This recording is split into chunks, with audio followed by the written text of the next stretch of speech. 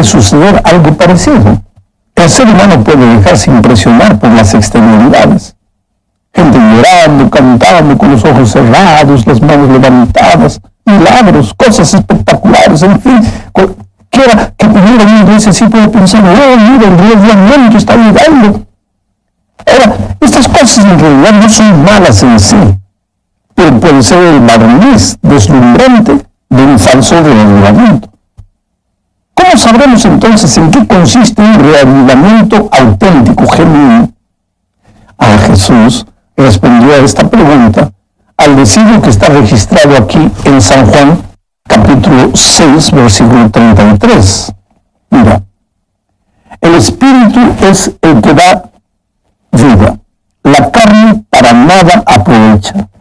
Las palabras que yo os he hablado son espíritu y son vida. Mira una cosa, ¿quién es el que da vida? El Espíritu. ¿Quién hace cosas que para nada aprovechan? La carne. ¿Y cómo trae vida el Espíritu? Jesús dice, las palabras que yo he hablado son espíritu y son vida. Mi amado, esto es algo que no podemos olvidar. El Espíritu jamás te llevará a donde la palabra de Dios no te lleve. Al contrario, el Espíritu te llevará siempre a la palabra de Dios. El fundamento de todo verdadero reavivamiento es la palabra de Dios, no son las emociones, no son los sentimientos. Una iglesia que canta emocionada, mas no obedece la palabra de Dios, no vive una experiencia genuina de arrepentimiento. Pero una iglesia obediente a la palabra puede perfectamente levantar las manos al cielo y cantar emocionada. ¿Entiendes lo que estoy queriendo decir? La segunda parte de este estudio nos lleva a hablar de Jesús. Conocer a Jesús es todo. No lo digo yo, lo dijo el Señor Jesús en su oración intercesora que está registrada en San Juan capítulo 17, versículo 3. Dice así, y esta es la vida eterna, que te conozcan a ti, el único Dios verdadero, y a Jesucristo, a quien has enviado. Solo que el conocer a Jesús no es una experiencia romántica y teórica. Solo hay tres maneras de conocer a Jesús: orando, estudiando la palabra de Dios y testificando. En esta oportunidad quiero enfatizar el estudio de la palabra de Dios. Jesús lo dijo en San Juan 5:39, escudriñad las Escrituras, porque a vosotros os parece que en ellas tenéis la vida eterna, y ellas son las que dan testimonio de mí. No existe manera de conocer a Jesús sin estudiar la Biblia. La Biblia es la que da testimonio de Jesús. Es necesario abrirla todos los días y buscar a Jesús en sus páginas.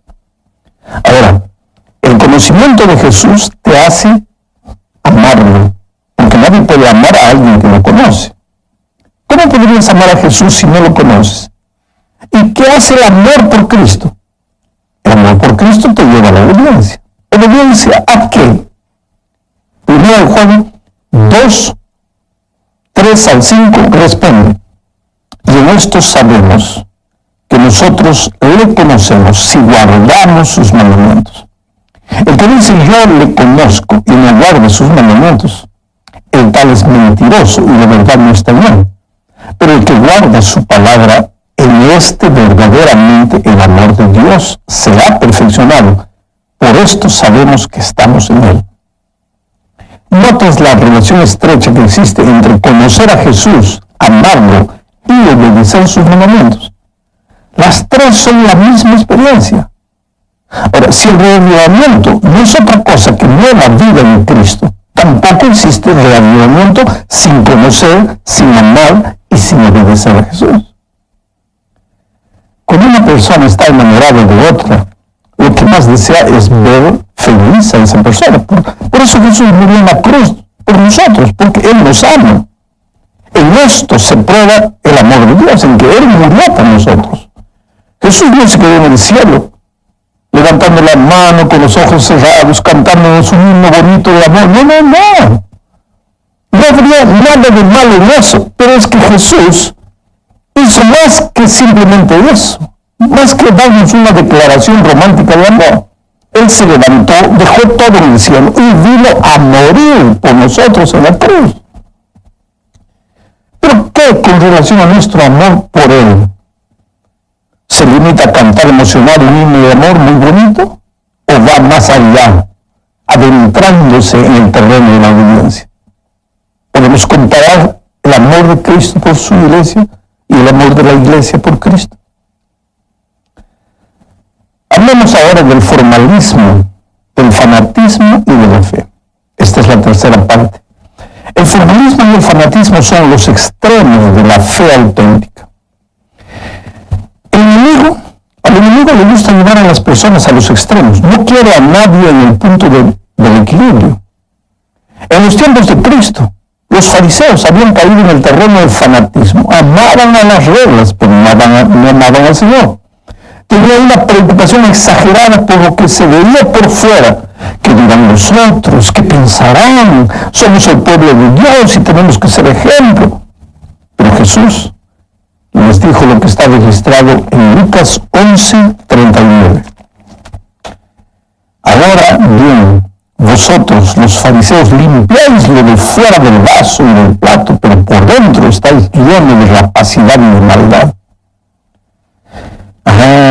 El problema de los fariseos tal vez no fuese la exagerada preocupación con los detalles exteriores. Creo que el aspecto exterior de una persona es importante. El problema de los fariseos era que no le daban la misma importancia a lo que iba por dentro. Su vida exterior no era el reflejo de su vida interior. Habían caído en el terreno del fanatismo hipócrita. Ahora, el otro extremo es el peligro de nuestros días. Creer que la gracia de Jesús nos salva y que la conducta cristiana no tiene la mínima importancia. Vivir en el pecado creyendo que la gracia de Cristo es la sábana que esconde todo. Creer que ir una vez por semana a la iglesia y participar del culto ya es suficiente. Esto es caer en el terreno del secularismo indiferente. El remedio para no caer en los extremos, ni en el fanatismo, ni en el secularismo, es la fe en Cristo, fruto del relacionamiento constante con Jesús. Cuando una persona vuelve sus ojos a Jesús, ahí experimenta un genuino reavivamiento, porque Jesús, el Señor de la vida, pues le imparte vida nueva. Pero hay un peligro: confundir la emoción con el reavivamiento. No basta decir Señor, Señor, es necesario hacer la voluntad del Padre. Y la voluntad de Dios es que conozcamos a Jesús en una experiencia personal. A estas alturas tal vez surge una pregunta: ¿cómo puedo saber yo si estoy en el terreno del fanatismo? Creo que la mejor manera de saber es si empiezo a mirar a los otros y desear el cambio de los otros, olvidándome de mí. Ahí estoy en el terreno del fanatismo. ¿Y cómo puedo saber si caí en el terreno del secularismo? Si mi vida religiosa se limita solo a ir a la iglesia, sin tener una vida devocional personal, a solas, ahí estoy en el terreno del secularismo. El reavivamiento genuino empieza con la propia persona. La persona que lo vive no mira ni se compara con nosotros. Es como brasa viva que sin decir nada enciende también al que está a su lado. Pero ahora, querido, necesitamos continuar. Y ahora vamos a hablar de la diferencia que existe entre el falso y el genuino reavivamiento. El falso reavivamiento se basa en hechos prodigiosos y milagros, mientras que el auténtico se basa en el servicio y el ministerio de amor entre los miembros de la iglesia y hacia las personas que no están en la iglesia. Mira, Pablo, hablando de los últimos días, escribió lo siguiente en 2 a los Tesalonicenses, capítulo 2, versículos 8 al 12. El texto es un poquito largo, pero necesito leerlo. Dice: entonces se manifestará aquel inicuo a quien el Señor matará con el espíritu de su boca y destruirá con el resplandor de su venida. Inicuo cuyo advenimiento es por obra de Satanás, con gran poder y señales y prodigios mentirosos, y con todo el daño de iniquidad para los que se pierden. recibieron el amor de la verdad para ser salvos. Por esto, Dios le envía un poder engañoso para que crean la mentira, a fin de que sean condenados todos los que no creyeron a la verdad, sino que se complacieron en la injusticia. Mira, aunque este versículo originalmente se refiere al poder religioso que en los últimos días tratará de dominar al mundo, el principio del engaño es oportuno al tema que estamos estudiando. Aquí se habla de señales, de prodigios mentirosos. Pero dice que los únicos que serán engañados son los que no amaron.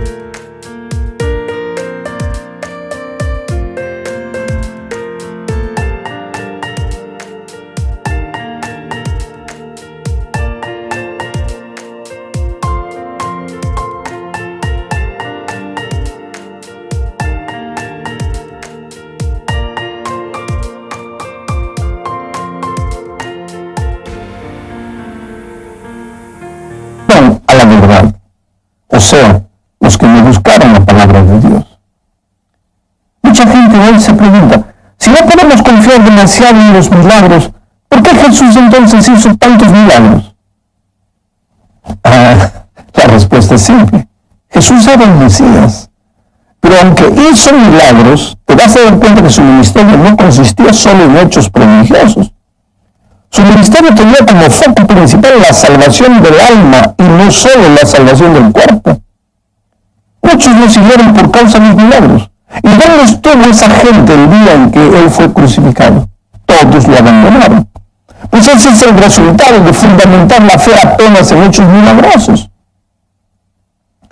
Ya en el caso de la iglesia primitiva, donde también hubo muchos milagros. Los hechos prodigiosos, los milagros, fueron necesarios por causa del contexto que la iglesia vivía en aquel momento. La iglesia estaba naciendo.